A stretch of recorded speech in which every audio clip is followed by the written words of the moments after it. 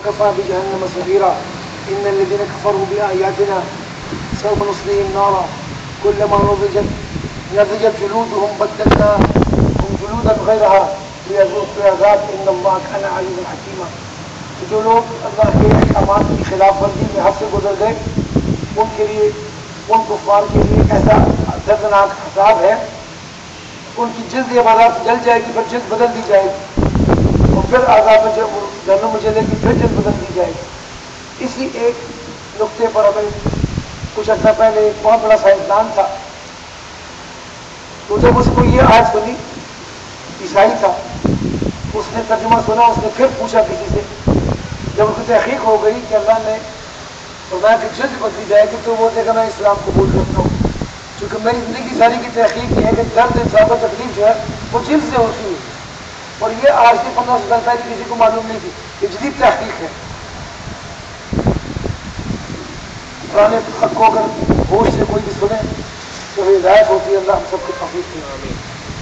والذین آمنوا وعملوا الصالحات سندخلهم جنات تجری من تحتها الانہار خالدین فیہا ابدا لهم فیہا ازواج مطہرہ وندخلهم ظلا ظلیلا.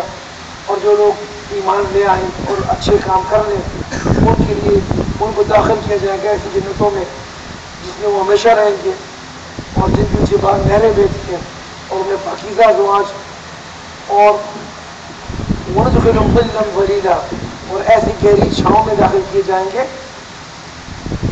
ان اللہ یأمرکم ان تؤدوا الامانات الی اہلها واذا حکمتم بین الناس ان تحکموا بالعدل.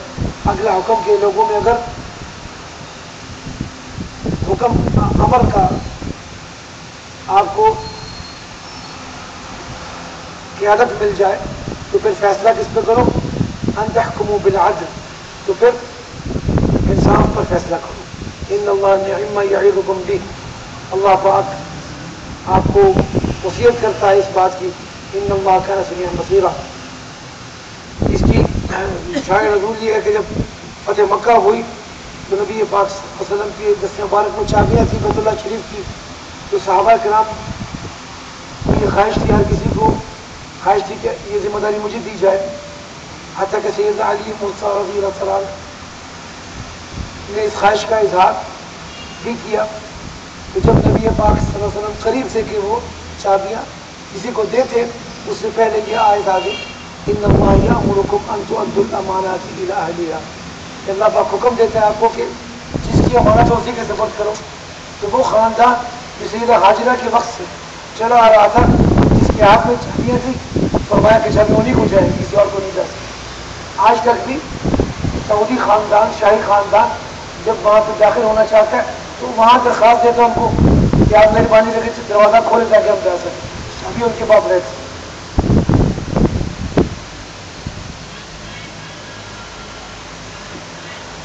یا ایھا الذین آمنوا اطیعوا اللہ واطیعوا الرسول واولی الامر منکم فإن تنازعتم في شيء فردوه إلى الله والرسول إن كنتم تؤمنون بالله واليوم الآخر ذلك خير وأحسن تأويلا.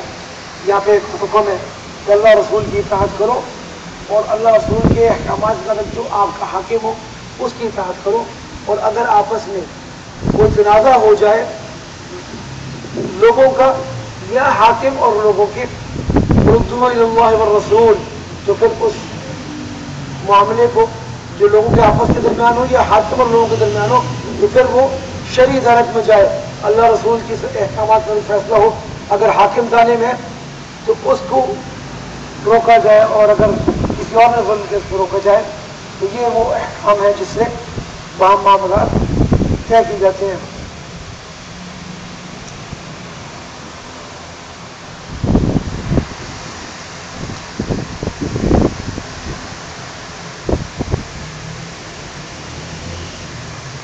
اگلا حکم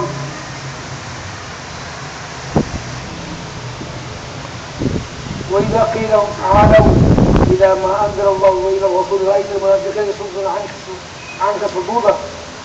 وہ منافقین کی تفصیل بیان کی جا رہی ہے. جب ان کو اللہ اور اللہ کے رسول کی بات بلایا جاتا ہے تو وہ جائے اس کی بات کو سنیں، وہ اس میں پورے پر رونے اٹکاتے ہیں، کسی نہ کسی کی مخالفت کرتے ہیں.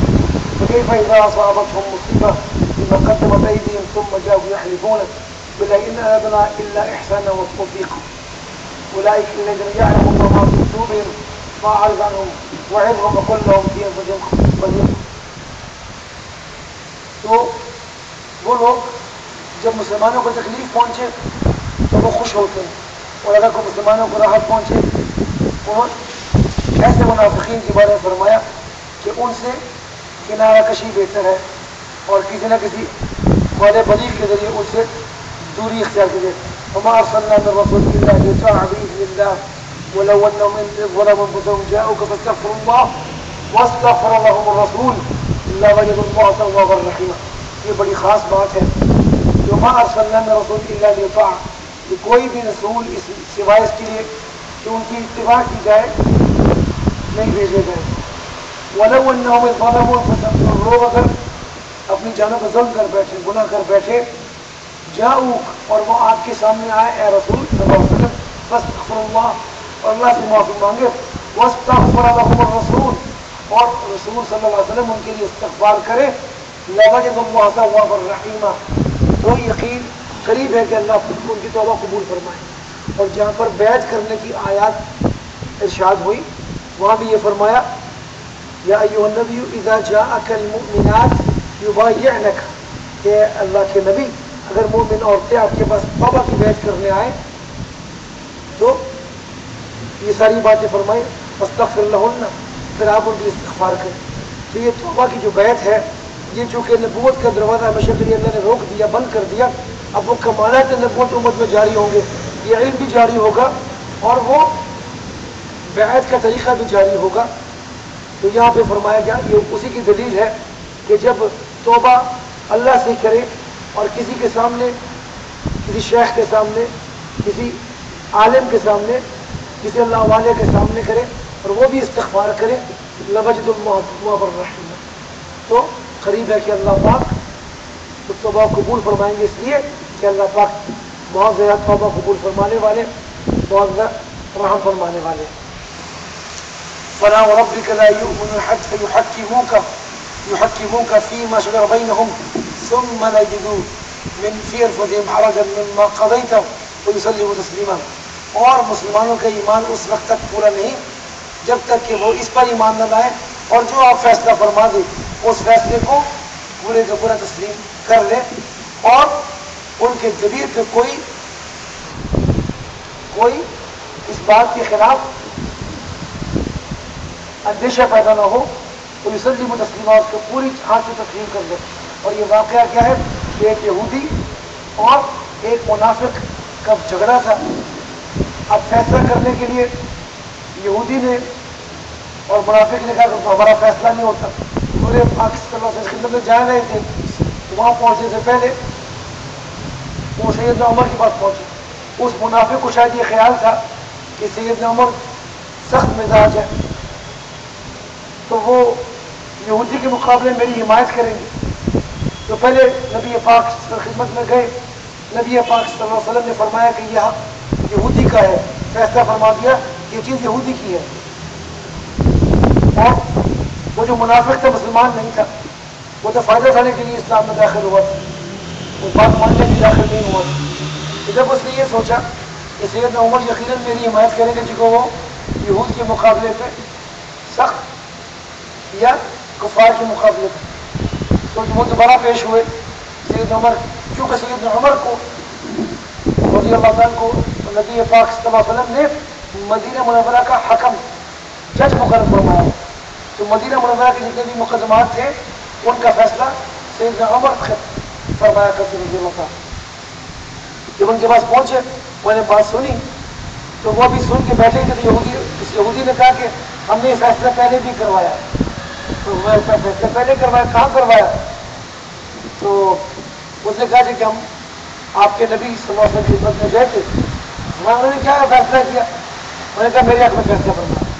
سیدنا عمر کا چہرہ سرخ ہو گیا، اندر تشریف لے گئے اور تلوار لایا. وہ منافق اسے کام سے مان کر. اب وہ جو منافق قبیلہ تھا، جس قبیلے سے تھا، اس قبیلے کے لوگوں نے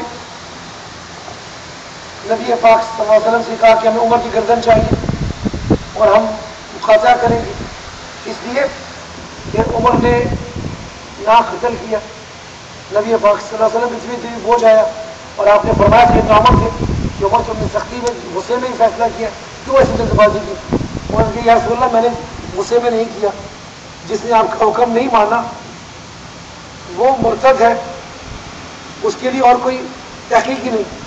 تو یہ آیت اس کے بعد نازل ہوئی، سید عمر کی حمایت میں آیت نازل ہوئی کہ ان کا عمل صحیح تھا، جو نبی پاک صلی اللہ علیہ وسلم کے فیصلے آ جانے کے بعد تردد کرے اس کے لیے اس سے کم کیا سزا ہو۔